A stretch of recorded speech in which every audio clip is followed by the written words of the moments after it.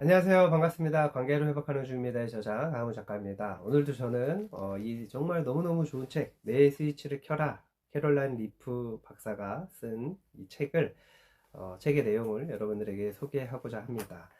오늘은 선택의 중요성 그리고 다중시각의 유익이라는 주제를 다루려고 합니다.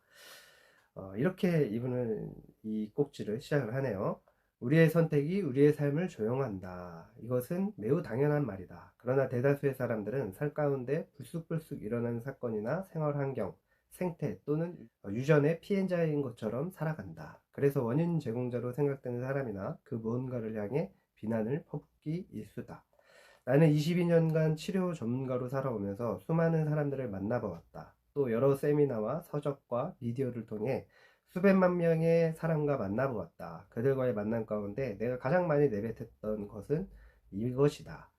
당신은 결코 피해자가 아닙니다. 환경을 선택할 수는 없겠지만 어떻게 반응할지는 선택할 수 있습니다. 당신은 선택할 수 있어요. 여러분, 이 선택의 중요성 정말 너무 중요하죠. 인생은 결국 뭐입니까? 어떤 것을 통해서 결과로 나타납니까? 선택의 결과를 통해서 나타나는 거죠. 오늘의 모습은 어제의 선택으로 나타난 것입니다. 또 오늘 선택할 때 내일의 미래가 우리의 미래가 바뀌게 되는 것은 우리가 정말 너무나 잘 아는 이야기고, 저도 책에서 성경에서 찾은 더 크게 성공하는 법에서 여러 번 이야기했던 것이죠. 그렇기 때문에 우리는 선택의 힘을 길러야 된다는 거, 이것은 너무나 중요한 일입니다. 저자는 우리는 자신의 생각을 관찰할 수 있다라고 얘기하면서 전두엽이 수행하는 가장 흥미로운 역할 중 하나는 우리로 하여금 자신의 생각을 제3자의 입장에서 객관적으로 관찰할 수 있도록 만들어주는 것이다. 우리는 우리의 생각에 대한 객관적 관찰 결과를 토대로 어떤 행동을 할지 선택할 수 있다.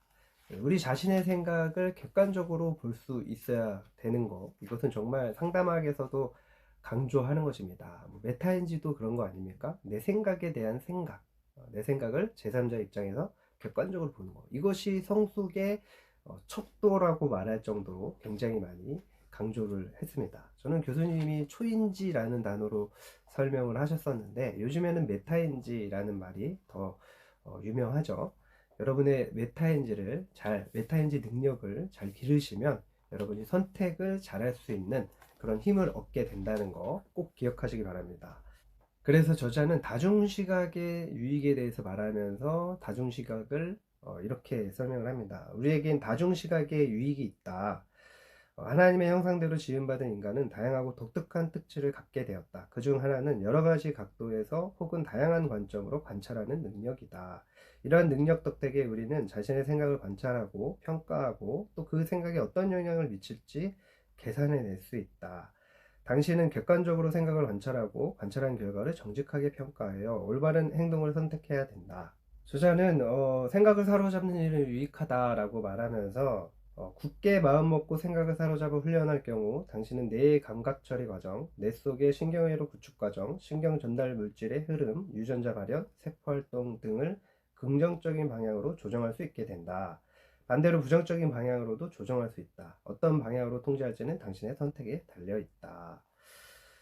그러면서 이렇게 자신의 이야기를 합니다. 내가 담당한 환자 중 성공적 치료 사례로 꼽을 수 있는 사람들을 살펴보면 주의를 집중하여 생각을 사로잡기 시작한 때부터 그들의 치유가 성공의 길로 들어서게 되었음을 알 수 있었다. 치료 기간 동안 그들은 다음과 같은 부정적인 생각들을 사로잡아 제거해 나갔다. 나는 할 수 없어. 너무 어려워. 전에도 이런 일은 불가능했지. 나는 그리 똑똑하지 않아.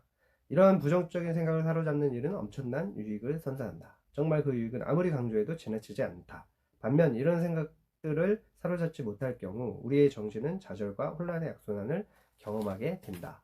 실제로 그렇죠. 우리가 참 이런 생각들, 부정적인 생각들이 순간순간 마음에 들게 됩니다. 그래서 착착 나가야 되는데 그렇게 못할 때가 많이 있죠. 시간을 허비하게 될 때도 있고 또 다운돼서 또 이렇게 잘 마음이 힘들어지는 경우도 있고 그렇습니다. 그래서 이런 생각들을 잘 제거해 나가고 지속적으로 긍정적인 생각을 사로잡아서 살아가는 것이 어떻게 보면 성공의 가장 중요한 능력 중에 하나가 아닐까, 이런 생각을 저는 하게 됩니다.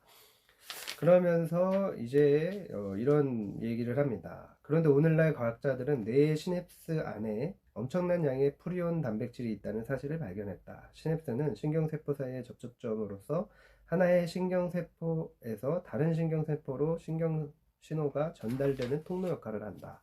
프리온 단백질은 장기 기억 또는 자가 유지 기억의 생성을 돕는 것으로 밝혀졌다. 또한 프리온 단백질은 뇌의 신경 가소성에도 기여한다. 앞에서 살펴본 바 우리가 무언가를 생각하고 배우는 동안 우리의 뇌 안에는 변화와 재구축의 과정이 반복되는데 이러한 성질을 가리켜 신경 가소성이라고 한다. 그리고 마지막으로 프리온 단백질은 신경 발생, 새로운 신경세포의 생성에도 관여한다. 내가 말하고자 하는 바는 프리온 단백질은 좋은 신경신호에 반응하여 놀라운 기능을 발휘하고 나쁜 신경신호에 반응하여 우리 몸에 해악을 끼친다는 것이다. 기억하라. 불안, 근심, 두려움과 연관된 온갖 종류의 유해한 감정들을 사로잡지 못할 경우 부정적인 생각으로 무질서해진 마음은 나쁜 신경신호를 생성할 수밖에 없다.